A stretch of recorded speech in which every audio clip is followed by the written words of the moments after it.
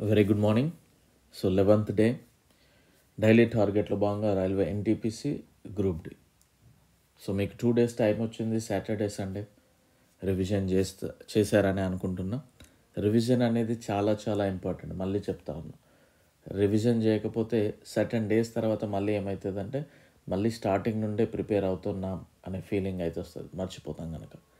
So ఎప్పటికప్పుడు revision చేసుకోవాలి. And every week మనం రివిజన్ చేసే పోర్షన్ కూడా పెరుగుతూ ఉంటుంది. ఇది మాత్రం మీరు మర్చిపోకండి. ఓకే. సో మీరు ఏ బుక్స్ చదివినా, ఎక్కడ కోచింగ్ తీసుకున్నా ఇవి మీ టైం టేబుల్లో మెన్షన్ చేయండి, ప్రిపేర్ అవ్వండి. అండ్ చూద్దాం ఒకసారి 10th డే కనుక చూస్తే మనం చదవమని చెప్పినవి కాంపౌండ్ ఇంట్రెస్ట్ మొత్తం 3 days అనుకున్నాం. అందులో సెకండ్ డే చదవమన్నాను. ఈ రోజుతో మనం కాంపౌండ్ ఇంట్రెస్ట్ క్లోజ్ చేసేయచ్చు. కోడింగ్ డీకోడింగ్ పూర్తి చేయమని చెప్పాను. అండ్ జీకే నుండి ప్రైమ్ మినిస్టర్స్ యొక్క లిస్ట్ ఆర్డర్ గురించి చెప్పమన్నాను. నేషనల్ ఎమర్జెన్సీస్, జాతీయ అత్యవసర పరిస్థితులకు సంబంధించి పాలిటీ నుండి చదవమన్నాను. అండ్ వడి వేగము, స్పీడ్ అండ్ వెలాసిటీ నుండి ఇది చదవమని చెప్పాను. సో ఒకసారి చూద్దాం ఎంతవరకు చదివారో. అండ్ లైక్ చేయడానికి ప్రయత్నం చేయండి. ప్రతి ఒక్కరు కూడా వీడియో చూసే వాళ్ళు లైక్ చేయండి, అండ్ సబ్స్క్రైబ్ చేయని వాళ్ళు సబ్స్క్రైబ్ చేయండి. చూద్దాం ఒకసారి మన యొక్క యాప్ లాస్ట్ బెంచెస్ హబ్ అనే యాప్ని డౌన్లోడ్ చేసుకోండి. లింక్ డిస్క్రిప్షన్లో ఉంది. డౌన్లోడ్ చేసుకునే ముందే మినిమం బాధ్యతగా యూట్యూబ్లో క్లాసెస్ చూడండి. కొన్ని క్లాసెస్ చూడండి, 1 or 2 days అయినా పర్లేదు. నచ్చితే మీకు రైల్వేకి ఉపయోగపడుతుందని మీకు అనిపిస్తే తీసుకోండి. రైల్వే ఎగ్జామ్స్కి ఏం కావాలో అంతకంటే ఎక్కువ మాత్రమే అసలు ఎక్స్పెక్ట్ చేయకండి. రైల్వే ఎగ్జామ్స్కి ఏం కావాలో అవి మాత్రమే ఉంటాయి. మీకు ఇండివిజువల్గా ఉన్నాయి, మీకు ఇక్కడ తీసుకోవచ్చు. Just 60 rupees per course. And group D కనుక చూస్తే 200కి ఇవ్వడం జరుగుతూ ఉంది. తీసుకునే వాళ్ళు ఉంటే తీసుకోవడానికి ట్రై చేయండి. ఖచ్చితంగా ఉపయోగపడుతుంది మీకు, సరిగ్గా ఉపయోగించుకుంటే. చూద్దాం ఒకసారి క్వశ్చన్స్ కనుక. ఇప్పటి వరకు జాతీయ అత్యవసర పరిస్థితిని ఎన్నిసార్లు విధించారు, ఎప్పుడెప్పుడు, ఆ ఇయర్స్ కూడా మెన్షన్ చేయండి. వీలుంటే ఆ టైంలో ప్రైమ్ మినిస్టర్ ఎవరు అనేది కూడా మెన్షన్ చేయండి.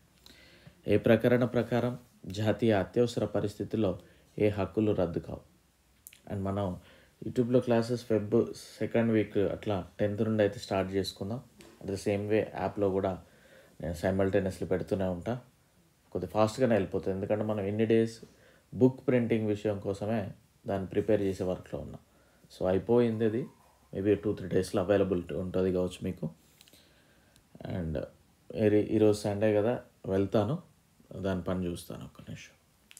అండ్ జాతీయ అత్యవసర బిల్లుకు ఏ మెజారిటీ అవసరము, అత్యవసర నిబంధనలను ఏ రాజ్యాంగం నుండి గ్రహించారు, ఎక్కడి నుండి అడాప్ట్ చేసుకున్నారు. అండ్ 44th Amendment ద్వారా రాష్ట్రపతి పాలనని 1 year కంటే ఎక్కువ పొడిగించరాదు. ఒకవేళ పొడిగించాలి అనుకుంటే ఏ అంశాలు సంతృప్తి చెందాలి.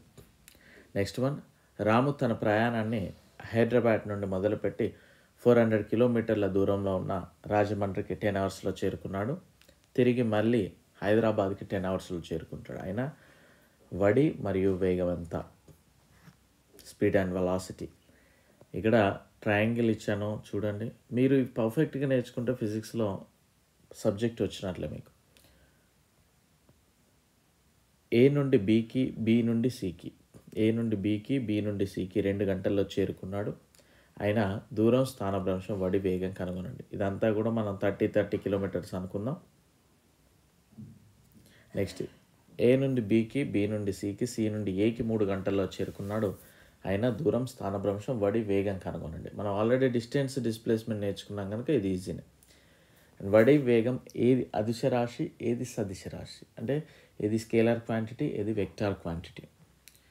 నెక్స్ట్, మొట్టమొదటిసారిగా తాత్కాలిక ప్రధానిగా పనిచేసినది ఎవరు, ఎక్కువ కాలం ప్రధానిగా పనిచేసింది ఎవరు, భారతరత్న అవార్డ్స్ పొందిన ప్రధానులు ఎవరు, ముఖ్యమంత్రిగా పనిచేసి ప్రధాని అయిన వారెవరు, పంచశీలా ఒప్పందంపై సంతకం చేసిన ప్రధాని ఎవరు, ఐక్యరాజ్య సమితిలో మొదటిసారిగా హిందీలో ప్రసంగించిన ప్రధాని ఎవరు, అతి చిన్న వయసులో ప్రధాని పదవి చేపట్టిన వ్యక్తి ఎవరు, తక్కువ కాలం ప్రధానిగా పనిచేసింది ఎవరు, భారతరత్న పురస్కారం, ఇది క్వశ్చన్ వచ్చింది కదా, రిజర్వ్ బ్యాంక్ గవర్నర్గా పనిచేసి ప్రధాని అయిన వారెవరు. నెక్స్ట్, ఈ విధంగా మీరు ఒకసారి స్క్రీన్ షాట్ తీసుకోండి. MADRASని DAMSARగా రాస్తే నెక్స్ట్ ముంబై అనే విధంగా రాస్తాం. స్పార్క్ని ఎస్పిఏఆర్క్ని టీక్యూబిఎస్ఎల్గా రాస్తే దీన్ని ఏమని రాస్తాం, ఫ్లేమ్ని. నెక్స్ట్ చూడండి ఒకసారి 21st క్వశ్చన్. టీఏబిఎల్ఈ సిఎల్ఓటిహెచ్ని ఎక్సిఎం ఆర్ఏఎన్ ఆర్ఐఎక్స్టీగా రాస్తాం. దెన్ హోటల్ని ఏ విధంగా రాస్తాం. న్యాచురల్ ఎన్ఏటియు ఆర్ఏఎల్ని ఎంజెడ్జిఎఫ్ఐజెడ్ఓగా రాస్తే కేర్ని ఏ విధంగా రాస్తాం. ల్యాప్ ఎల్ఏపిని కేఎంజెడ్పిఓక్యూగా రాస్తే నోట్ని ఏ విధంగా రాస్తాం. హై హెచ్ఐజిహెచ్ని 8978గా రాస్తే డెఫ్ని ఏ విధంగా రాస్తాం. స్టార్ని $5 టోర్ $32 ఎట్ ది రేట్గా ఓట్స్ని ఏ విధంగా రాస్తాం. Next if green is called black, black is called blue, blue is called red, red is called white, white is called orange. అంటే గ్రీన్ని బ్లాక్, బ్లాక్ని బ్లూ, బ్లూను రెడ్, రెడ్ వైట్ని ఆరెంజ్గా పిలిస్తే then what is the colour of blood, then రక్తం యొక్క colour ఏంటి అంటున్నాడు. In a certain code language, ఒక కోడ్ లాంగ్వేజ్లో దీన్ని ఈ విధంగా రాయొచ్చు, దెన్ దీన్ని ఈ విధంగా రాయొచ్చు, దీన్ని ఈ విధంగా రాస్తే మనకు కావాల్సింది స్మైలింగ్కి కోడ్ ఏంటిది అనే క్వశ్చన్. సో ఇక్కడ 28th క్వశ్చన్ చూడండి ఒకసారి, స్క్రీన్ షాట్ తీసుకోండి, నోట్బుక్లో రాయండి. లెటర్ పైన ఉంది, కింద సింబల్ ఉంది. దీనికి కింద కొన్ని కండిషన్స్ ఇస్తాడు. మొదటి అక్షరం హల్లు, 4వ పదం అచ్చు అయితే 2 అక్షరాల స్థానంలో అచ్చుకి ఏం కోడ్ వస్తుందో అదే రాయాలి. 2వ అక్షరం అచ్చు, చివరి అక్షరం హల్లు అయితే 2 అక్షరాల స్థానంలో 8 అంకె రాయాలి. మొదటి చివరి అక్షరం హల్లు అయితే రెండింటికి కోడ్స్ చేంజ్ చేయాలంట. దీని ఆన్సర్ మన క్వశ్చన్ వచ్చేసి MBUVEE. సో దీనికి పేషెన్స్ అవసరం, కొద్దిగా చేయండి. మీ కోడింగ్ డీకోడింగ్లో ఇదే కొద్దిగా టైం తీసుకునే. ఓకే, సో నెక్స్ట్ చూద్దాం. 11th డే మనం ఏం చదవాలంటే కాంపౌండ్ ఇంట్రెస్ట్ క్లోజ్ చేసేయండి. జియోగ్రఫీ నుండి అక్షాంశాలు రేఖాంశాలు, లాటిట్యూడ్స్ అండ్ లాంగిట్యూడ్ చదవండి. అండ్ త్వరణం యాక్సిలరేషన్ చదవండి, మీకు ఈజీ అయిపోతుంది. ఎందుకంటే డిస్టెన్స్ చదివాము, డిస్ప్లేస్మెంట్ చదివాము, స్పీడ్ అండ్ వెలాసిటీ చదివాము, ఇప్పుడు యాక్సిలరేషన్ చదవచ్చు. లిటరేచర్ అవార్డ్స్లో కొంత భాగం చదవండి ఈరోజు. లిటరేచర్ అవార్డ్స్లో ఏమేమి చదవండి అంటే ఈరోజు సరస్వతి సమ్మాన్ ఒకటి, వ్యాస్ సమ్మాన్ ఒకటి, బూకర్ ప్రైజెస్ ఒకటి, 3 చదవండి. Booker prizes, Saraswati Samman, Vyas Samman. మనం రిమైనింగ్ రేపు చదువుదాం. ఓకే, సో చదవడానికి అయితే ట్రై చేయండి. సో నేను అదే తెలుసుకుంటున్నా, ఆఫ్సెట్ ప్రింటర్స్కి నార్మల్ ప్రింటర్స్కి మనం కొద్దిగా వేరే అయితే ఉంటుంది ప్రైస్, బట్ క్వాలిటీ కూడా చేంజ్ ఉంటుంది.